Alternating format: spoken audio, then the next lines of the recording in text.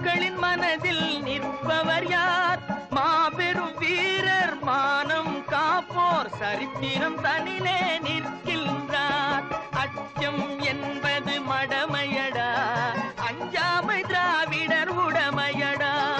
ஆறிலும் சாவு நூறிலும் சாவு, தாயகம் காப்பது கடமையடா, தாயகம் காப்பது கடமையடா. அச்சம் என்பது மடமையடா,